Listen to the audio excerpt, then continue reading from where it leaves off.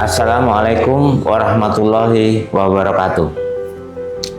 Perkenalkan, nama saya Joko Haryono, dosen program studi Teknik Elektro Universitas 11 Maret. Pada kesempatan ini kami mencoba merekam PDD UKT PT bidang pengajaran sebagai salah satu prasyarat sertifikasi dosen. Untuk mata kuliah yang akan kami peragakan di sini adalah mata kuliah pengolahan citra. Mata kuliah pengolahan citra adalah mata kuliah pilihan pada semester 7 dan bobotnya adalah 3 SKS. Dengan mata kuliah prasyarat adalah pengolahan sinyal digital. Mata kuliah pengolahan sinyal digital. Baik, dari mata kuliah ini diharapkan nanti mata kuliah ini merupakan mata kuliah pilihan dan mahasiswa diharapkan mampu untuk mengaplikasikan pengolahan citra untuk aplikasi. Diantaranya adalah yang pertama adalah deteksi atau inspeksi, ekstrak fitur atau feature extraction, termasuk nanti ada behavior analysis atau analisis perilaku dan sebagainya. Nah, adapun CPL nanti yang dituju dari perkuliahan ini ada dua. Yang pertama adalah CPL 01, mahasiswa mampu menerapkan pengetahuan matematika, ilmu pengetahuan alam dan atau material, teknologi informasi dan keteknikan untuk mendapatkan pemahaman menyeluruh tentang prinsip-prinsip teknik elektro. Dan yang kedua adalah CPL 05, yaitu mampu menerapkan metode, keterampilan, dan piranti teknik yang modern yang diperlukan untuk praktek keteknikan. Capaian pembelajaran mata kuliah pada mata kuliah pengolahan citra ini ada 5. Yang pertama adalah mahasiswa mampu menjelaskan konsep sinyal citra dan warna. Terus yang kedua, mahasiswa juga mampu menerapkan pemrosesan citra dalam domain spasial dan domain frekuensi. Yang ketiga, mahasiswa mampu menerapkan pemrosesan morfologi citra. Yang keempat, mahasiswa mampu menerapkan pemrosesan objek recognition dalam citra. Dan CPMK yang kelima adalah mahasiswa mampu membuat aplikasi pengolahan citra untuk mengekstrak fitur pada citra.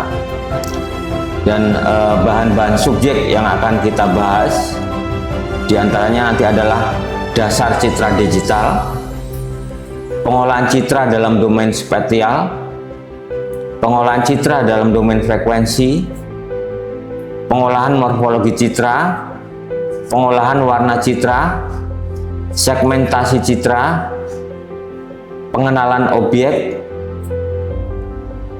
analisis citra, dan nanti aplikasi, salah satunya aplikasi analisis atau aplikasi inspeksi, salah satunya itu. Baik, pada perkuliahan ini nanti dilakukan baik secara tatap muka atau luring maupun tatap maya, dalam hal ini daring. Ada 16 pertemuan yang diagendakan. 14 diantaranya nanti adalah pertemuan teori dan 2 lainnya adalah dalam bentuk ujian tengah semester atau pengambilan nilai tengah semester dan ditutup dengan ujian akhir semester. Basis penilaian untuk mendapatkan dari evaluasinya adalah yang pertama, nanti mahasiswa akan diberikan tugas maupun kuis dalam pertemuan-pertemuan di kelas antara 1 sampai 14 pertemuan teori. Di samping itu nanti untuk mengukur pemahaman dan kemampuannya akan dilakukan ujian akhir semester. Untuk tugas dan kuis tadi bobotnya adalah 10%.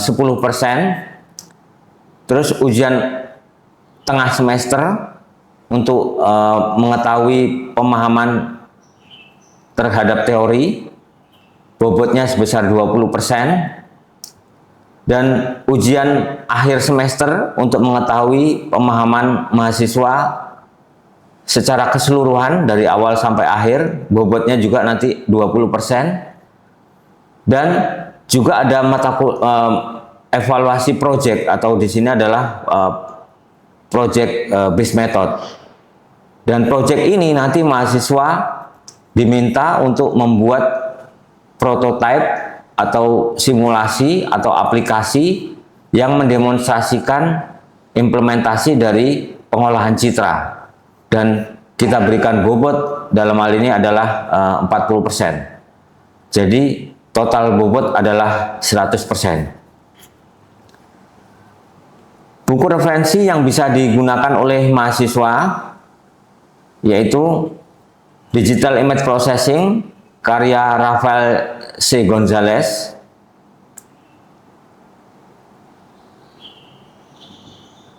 dan dari 16 pertemuan nanti,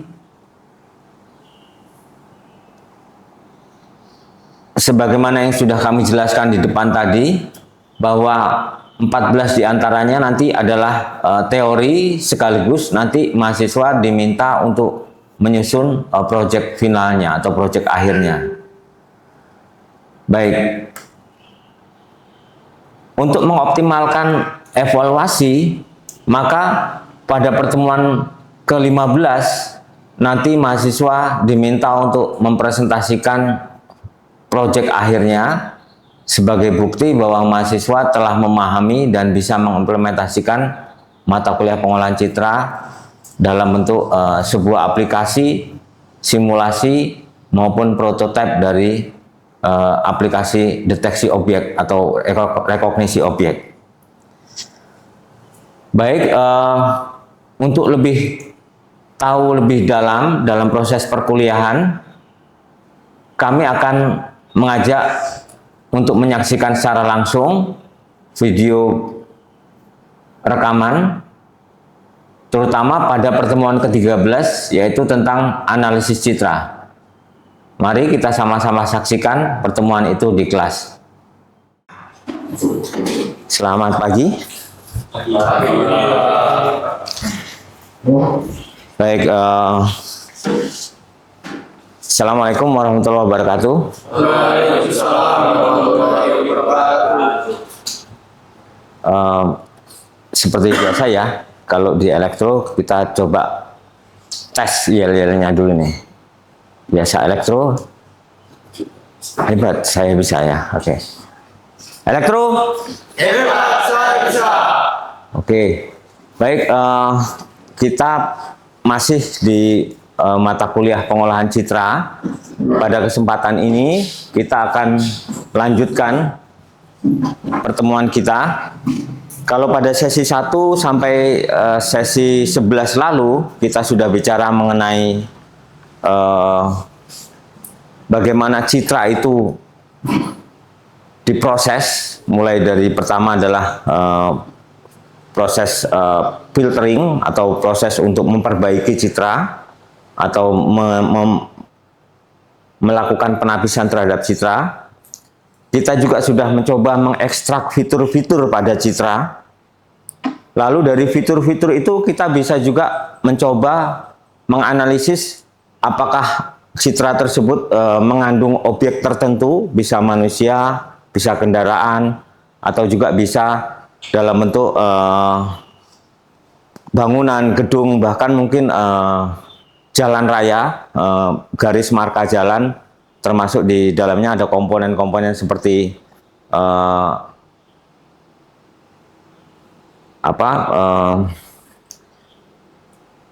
ini agak nyebutnya, kalau di bahasa Inggrisnya traffic sign, atau apa ini bahasa Indonesianya apa ya? Nah, iya, rambu-rambu lalu lintas ya. Jadi rambu-rambu lalu lintas, plat nomor, dan berbagai kemungkinan lain. Di samping itu, kita juga sudah mempelajari bagaimana menggunakan citra untuk mengenali objek secara pasti. Jadi melalui proses training atau proses pembelajaran, kita mencoba mengajari komputer dengan kemampuan mengenali objek. Salah satunya adalah misalnya objek manusia, hewan, bahkan nama-nama yang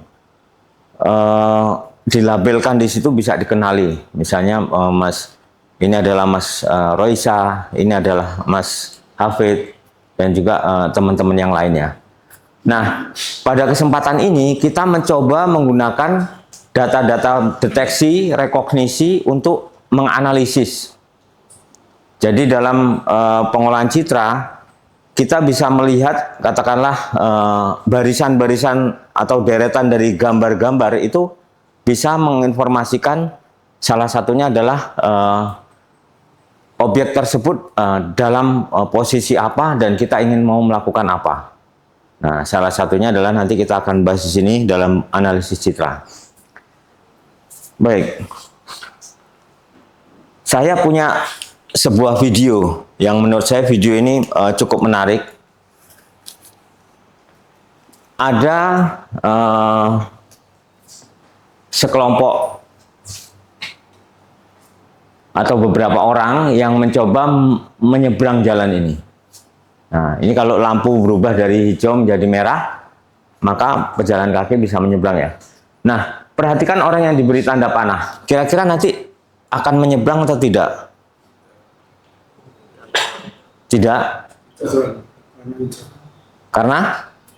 Lampu sudah hijau, Lampu sudah hijau. Ada yang menyeberang tidak? Menjawab menyeberang. Menyeberang, Pak. Menyeberang, Mas Hafid. Kenapa? Karena dia lagi ngobrol, jadi kemungkinan dia nggak lihat rambu. Tidak lihat rambu-rambu ya. Kalau kita sebagai manusia, maka kita dengan mudah melihat bahwa lampu hijau itu menunjukkan bahwa kendaraan berjalan, penyeberang berhenti, ya kan? Tapi bagaimana komputer yang menghasilkan gambar tadi bisa tahu kondisi seperti itu? Nah, dengan pengolahan citra, ini bisa coba kita analisis. Ya, skenario-skenario seperti ini. Nah, nanti akan kita bahas. Selanjutnya ini, salah satu implementasi analisis citra yang paling impactful saat ini, yaitu implementasi dari Advanced Driver Assistance System atau ADAS ya.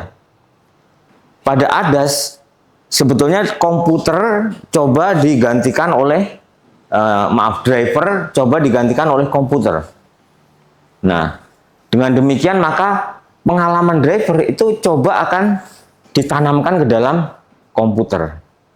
Nah, supaya penanamannya itu sesuai, maka ada proses diajari ya, atau learning ya. Jadi komputer diajari atau di learning atau diberi pelatihan supaya dia tahu kualitasnya sama dengan yang dialami oleh driver.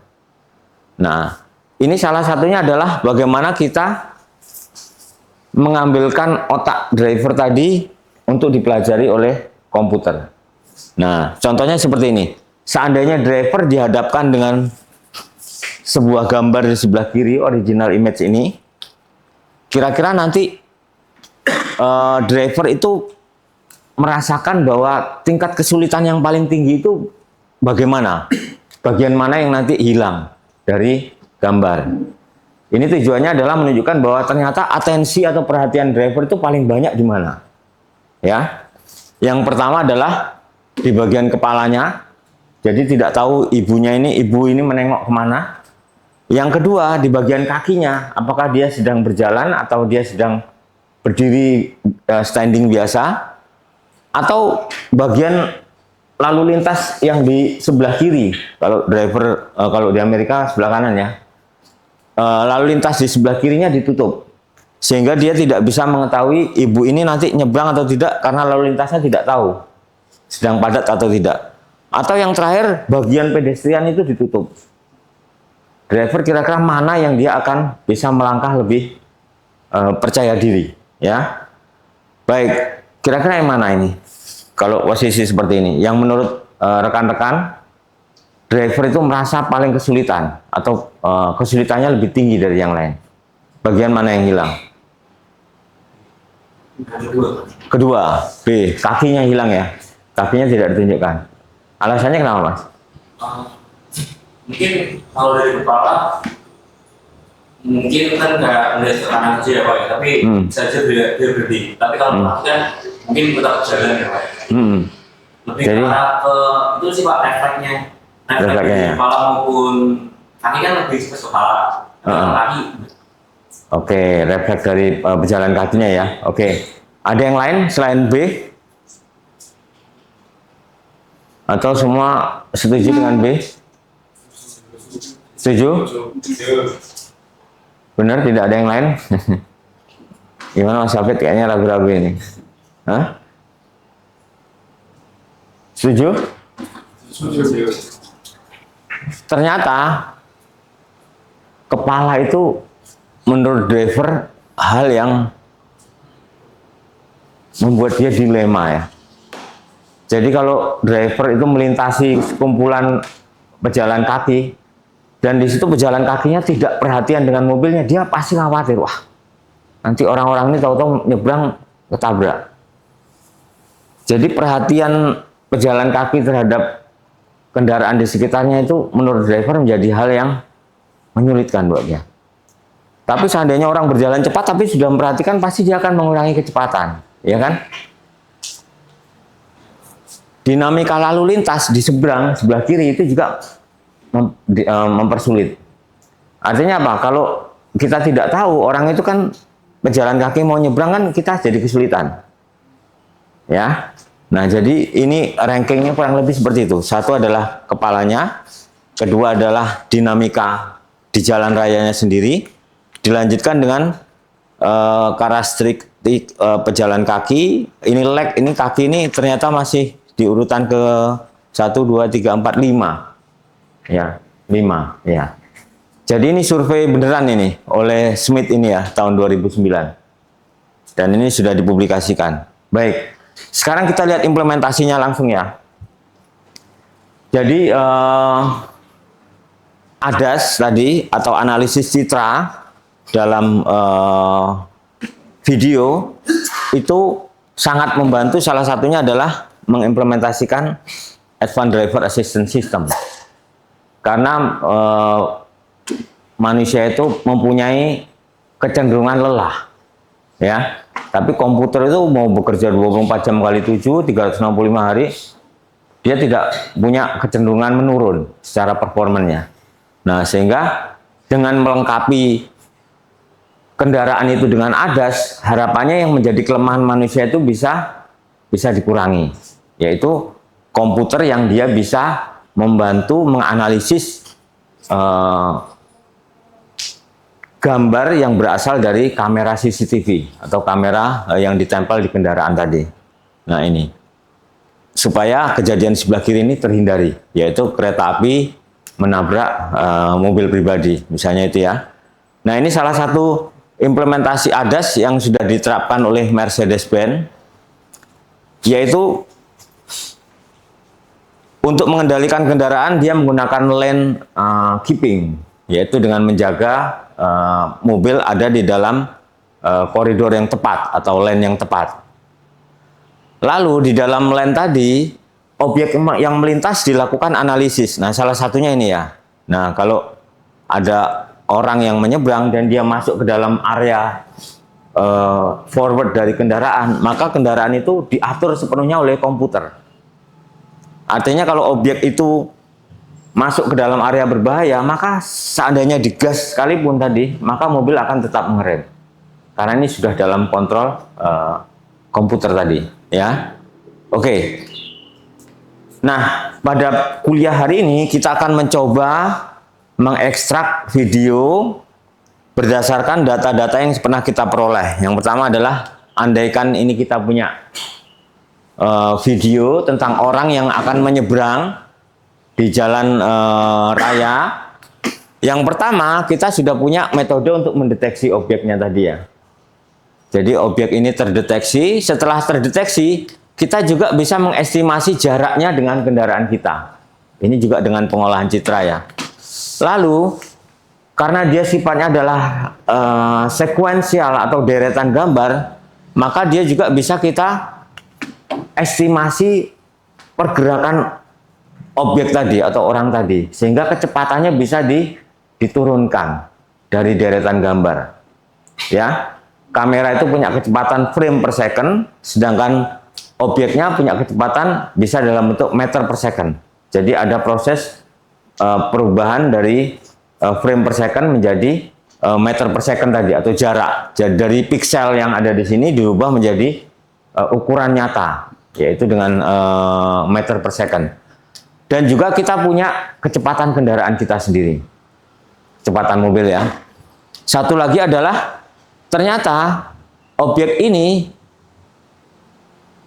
kalau kita lihat dari atas, maka dengan proses inverse perspective mapping atau citra yang kita coba rubah arahnya, kalau kita melihatnya dari depan gini, dengan pengolahan citra kita bisa merubah seolah-olah pandangannya adalah pandangan dari atas.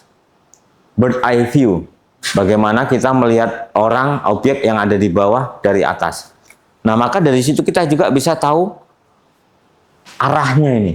Nah, dengan 5 variabel tadi, kita coba analisis. Nah, salah satu proses analisis bisa menggunakan machine learning atau artificial intelligence. Nah, di sini kita mencoba menggunakan fuzzy, salah satu metode untuk menganalisis 5 variabel tadi ya. Kita analisis sehingga nanti kita bisa punya inference atau kesimpulan bahwa objek tadi jaraknya, kita tahu jaraknya dekat, kecepatan laju orang tadi juga tinggi, arahnya dia masuk ke jalan raya, maka dia bisa kita kategorikan menjadi katakanlah objek yang aman, tidak akan tertabrak oleh kendaraan kita, atau dia objek yang kita perlu berhati-hati karena saat ini mungkin belum masuk ke jalan raya atau masih jauh, tapi kecepatannya dan arahnya itu nanti akan menemukan kita pada titik tumbukan atau titik tabrakan, atau dia sudah sangat berbahaya karena dia sudah dekat dengan kendaraan kita dan juga dia sudah masuk ke jalan raya. Oke. Nah, output yang kita harapkan nanti adalah ini. Kita punya informasi dalam bentuk bounding box ini berwarna hijau kalau dia aman, artinya kendaraan kita tidak ada potensi untuk bertabrakan sama sekali. Atau dia kuning, artinya kendaraan kita lajunya harus dikurangi ketika objek tadi mempunyai critical risk-nya dia tinggi. Risk levelnya kita bagi menjadi 3, yaitu 0 sampai 0,25 itu yang hijau, 0,25 sampai 0,75 itu kuning, dan 0,75 ke atas itu merah. Artinya resiko tertabraknya tinggi. Nah, hasilnya kurang lebih seperti ini dengan fuzzy. Jadi ibu ini semula dia ada di zona hijau, tapi karena dia ada pergerakan dan ada kemungkinan masuk, dia meningkat menjadi kuning dan akhirnya menjadi merah. Nah, ini bagaimana kita menganalisis rentetan gambar tadi menjadi informasi buat kendaraan kita. Dengan bantuan computer vision atau pengolahan citra, maka kita bisa menganalisis proses ini menjadi sebuah informasi yang berharga bagi kendaraan kita. Baik, sampai di sini ada yang mau ditanyakan? Ya, silakan Pak Mas Amin. Mau nanya, kan sesuai yang dijelaskan Bapak, kalau misalkan ada ini diterapkan di nyata, itu secara real time tantangannya bagaimana? Baik. Ya, tadi belum saya jelaskan bahwa salah satu yang menjadi prasyarat ADAS ini bisa diterapkan di dunia nyata, kita mempunyai spesifikasi komputer yang memadai. Nah, artinya hardware dan juga computational cost itu adalah salah satu yang penting dalam implementasinya nanti. Nah, saat ini superkomputer sudah cukup banyak ya. Artinya peluang ini diimplementasikan untuk real time sangat besar. Nah, hanya saja kita sebagai engineer nanti yang akan mengimplementasikan, kita perlu berhitung karena kapasitas computational cost itu berbanding lurus dengan seberapa banyak variabel yang akan kita olah. Nah, sehingga kalau kita ingin menciptakan ADAS yang dia bisa mengolah banyak hal, tentu itu adalah dibutuhkan hardware yang sangat tinggi secara performance. Jadi kita perlu menimbang bagaimana real time itu bisa terimplementasi dengan kondisi kebutuhan yang kita butuhkan. Untuk ini sudah pernah terimplementasi secara langsung pada saat saya studi di S3 dan spesifikasinya tidak terlalu tinggi. Karena apa? Karena dia hanya mengolah, fokus pada pengolahan objek, dalam hal ini adalah pejalan kaki. Dengan asumsi-asumsi lain bahwa kendaraan itu bisa berjalan di koridor atau lane yang tepat. Itu ya, Mas Amin? Ya. Ada lagi? Saya pikir cukup ya waktunya ya. Baik, untuk minggu depan, saya harap teman-teman mencoba memikirkan bagaimana bisa menganalisis video berdasarkan materi yang sudah kita pelajari. Ya, kita akan diskusikan. Jadi ini PR untuk minggu depan bahwa teman-teman sudah punya pandangan, sudah punya rencana akan mengolah video apa dalam bentuk analisis citra.